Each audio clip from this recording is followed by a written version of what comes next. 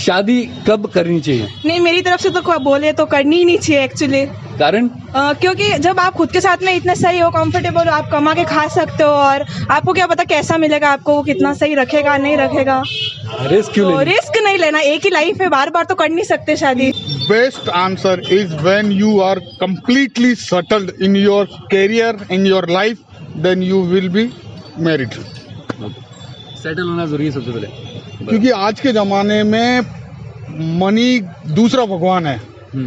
अगर भगवान तो है ही, लेकिन पैसा होना बहुत जरूरी है। बगैर उसके कोई रिश्तेदारी नहीं, कोई आपका दोस्त नहीं, कोई कुछ नहीं। आप एक तरह के भिखारी हो विदाउट पैसा का।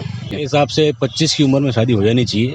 शादी होगी 30 की उम्र तक आपके 2 बच्चे हो गए, और पता चला कि आप 50 हो गए, बच्चा 20 का हो गया है, तो एक वेल सेटल्ड लाइफ आप कीजिए। पता चला बुढ़ापे में ये तो बच्चा आपके ऊपर डिपेंडेंट है। होता क्या है कि बच्चों को वो आपका सहारा बने बुढ़ापे में, बल्कि हो जाता है उल्टा, कि जल्दी हो जाए तो सब सेटल्ड चलता है मामला। ये मेरा व्यू है। तो देखो, शादी का तो ऐसा है, घर वाले बोलेंगे कि इनसे कर लीजिए, अब कर लीजिए, बस तब कर लीजिए। तो एक्चुअल में इंडियंस मिडिल क्लास क्या बोलते हैं कि कॉलेज के 4th ईयर के बाद आपको शादी करनी चाहिए, लाइक जॉब लगा लो और शादी कर लो। तो एक पीयर प्रेशर होता है फैमिलीज की तरफ से कि अब आपको शादी करनी ही करनी है। बट एज ए टीनेजर मेरा मानना है कि ये एक क्रिटिकल एज होती है जब आप किसी के साथ प्यार में पड़ जाते हो, यू फॉल इन लव। तो और फिर आपको केवल वही पर्सन दिखता है, भले वो लड़का हो लड़की हो, वो आपको वही पर्सन दिखता है। तो you want to marry her और हिम। फिर ये पीयर प्रेशर आ जाता है। इस सिचुएशन में अगर कोई बंदा लाइक बहुत कॉम्पिटिटिव एग्जाम्स की प्रिपरेशन कर रहा है, जैसे मैं नीट की प्रिपरेशन कर रहा हूँ, तो इस पीयर प्रेशर में लोग झेल नहीं पाते हैं। वो एक्चुअल में लास्ट में अपने जो भी दे लव समवन और उसको छोड़ के पापा के या मम्मी के पीयर प्रेशर में आके शादी कर ही लेते हैं। और एक्चुअल में शादी उन्हीं से करनी चाहिए जिनसे आप प्यार करते हो, वरना शादी का कोई मतलब नहीं है। शादी इंसान सक्सेस हो जाए, मतलब कि भाई अच्छा पैसा कमाने लग जाए, अच्छी लड़की मिल जाए, तो आप 21 के बाद कर सकते हो। अगर सक्सेस हो जाओ तो 20 के बाद भी कर लो, ऐसा कुछ नहीं। इनसे तो कम ही एज में हो जाए तो बेटर है। 21 साल के बाद में शादी करनी चाहिए। वैसे गवर्नमेंट ने भी रूल किया है 21 साल का तो होना चाहिए। मेरी शादी एक्चुअली 21 साल में हो चुकी है, इसलिए मैं कह रहा हूँ। बधाई। Thank you. आफ्टर 30 मतलब जब तक अपन अपना यानी जो भी खर्चा होता है अपन खुद अपने से नहीं उठा सकते, या फिर अपना जब तक अपन सक्सेस नहीं हो सकते उस टाइम तक अपने को शादी नहीं, उसके बाद करनी चाहिए। जब शादी कोई जरूरी नहीं है, जैसे कि अपन को परमात्मा ने भेजा है, परमात्मा ने को शादी के लिए नहीं भेजा। ठीक है, अपन आत्मा आती जाती रहती है, तो अपन मोक्ष के लिए वापिस आत्मा को आना जाना नहीं पड़े, तो बढ़िया काम करते रहो। बढ़िया काम कर दो। जैसे अपन गौ सेवा करो, गौ सेवा से क्या है, भगवान परमात्मा खुश होते हैं। परमात्मा की माई गाय है। देखो, अगर घर वाले मान जाते तो फिर लड़की जो पसंद आ जाए तो उससे तब कर लो फिर।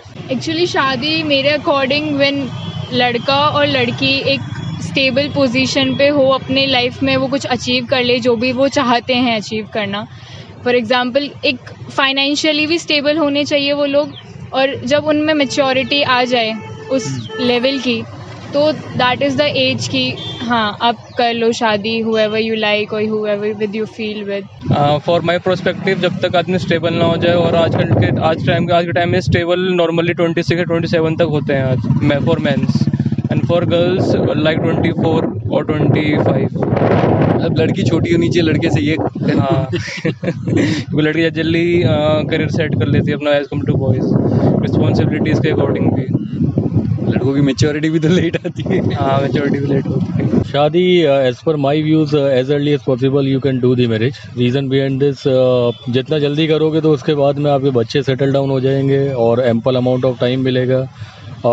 You can take my example कि मेरी शादी बहुत अर्ली हुई, तो इमीडिएटली आज आई एम 42 ईयर्स ओल्ड, तो my daughter is preparing for NEET and she is expecting this time, मतलब she is going to be select into that. तो आपके पास में एक अप्रोप्रिएट टाइम रहता है अपने बच्चों को देखने का, किड्स को देखने का, खुद का फाइनेंशियल पार्ट को लेटर ऑन सेटल डाउन होता रहता है। देयर इज़ नो एंड कि आप फाइनेंशियली पहले इस्टेब्लिश होंगे और उसके बाद में आप शादी करोगे। और इंडियन ट्रेडिशनल कल्चर भी यही कहता है कि जितना जल्दी करते हो उतना ज़्यादा बेटर रहता है फॉर यू। अदरवाइज आप IVF इनके पीछे ये क्यों कॉम्प्लिकेशन स्टार्ट हुई है, बिकॉज ऑफ दैट रीजन। तो दिस इज माई व्यू। आपको अच्छा पार्टनर मिल जाए तब कर लो शादी जो आदमी पैरों पे खड़ा होने के बाद में, पहले शादी करने से बेकार कोई काम का नहीं।